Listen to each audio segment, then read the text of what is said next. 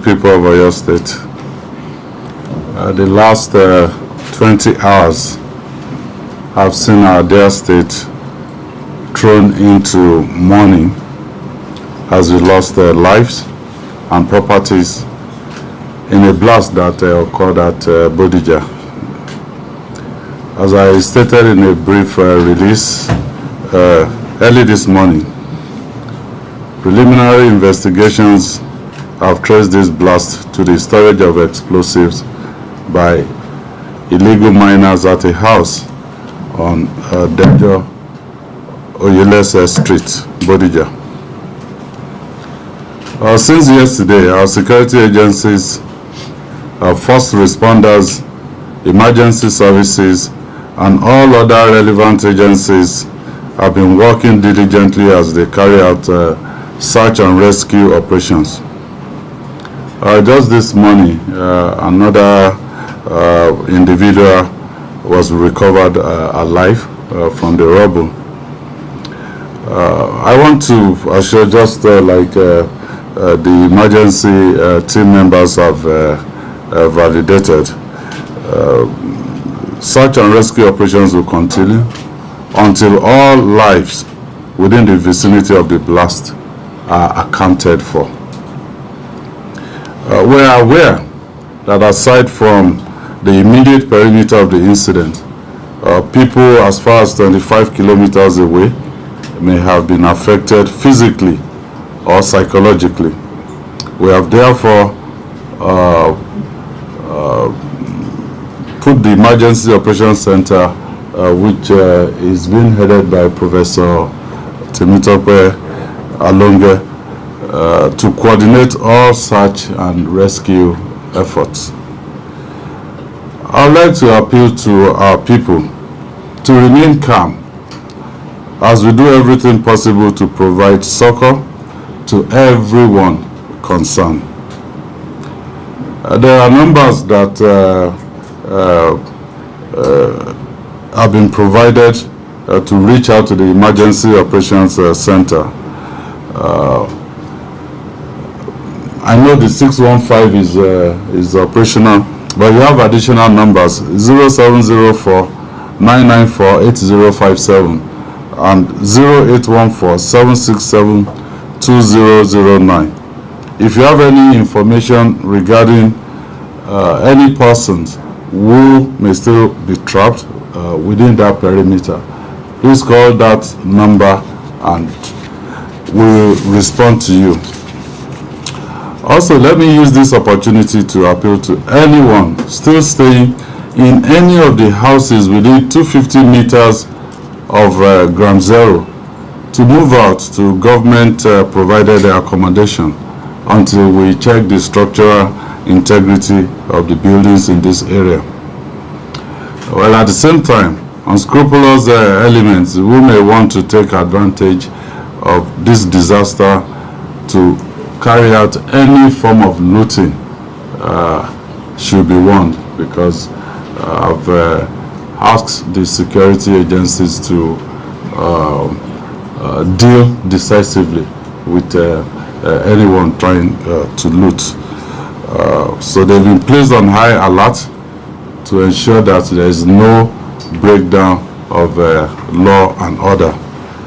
We will continue to provide regular updates regarding the actions we are taking through the Emergency Operations Center and our various feedback channels on and off social media. The further update we can provide at this time is that we have information regarding the company that was using that residence to store explosives. Rest assured that all that were involved directly and indirectly in bringing this tragedy upon us will be brought to book.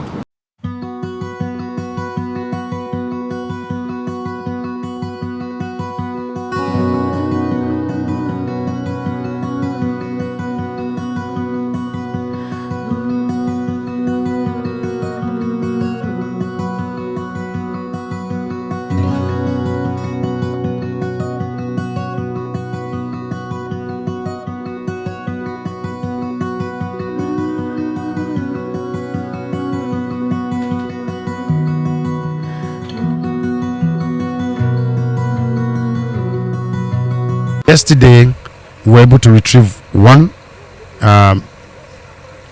corpse, but not full body. It was smashed up, and we were able to collect a few of the body parts.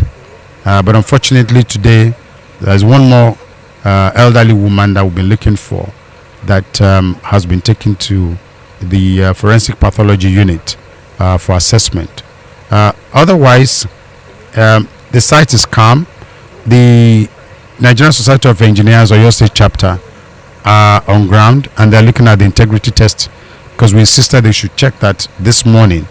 And for homes that fail the test, I'm afraid they will have to be demolished. I have to be very sincere, that is where the security aspect of Nigeria is lacking, because kind things of this shouldn't be in a residential environment. It's supposed to be in an industrial area.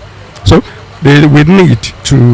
Nigeria needs to buckle up on aspect of security, and in looking into all these aspects so that it will not occur again.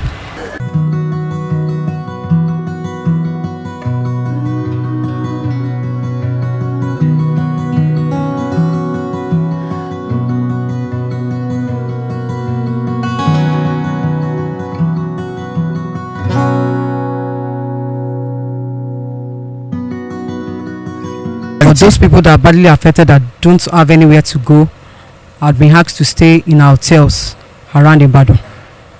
And apart from their shelter, they are also providing food for them as a temporary measure.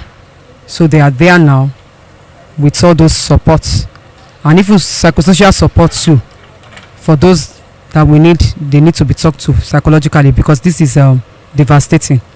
It's a disaster. So we know that either now or later they will still need social or psychological support. So that's also being provided. And people have come to say that if we need more hands, they are on ground to help the state. So that's what has been happening now. And for those that are in hospitals, we have them in various hospitals. Some were taken to University College Hospital and they are stable, they are doing well. Some are in Redeemer's Hospital beside Asmore. They also are doing well. Some are in Hilltop Hospital at Mokola. The reports we got from there also is encouraging. I believe the incident manager, who has done tremendous work of coordinating activities here, has already briefed you on what we've done, both in the rescue and the recovery efforts. Unfortunately, we are merging into recovery efforts.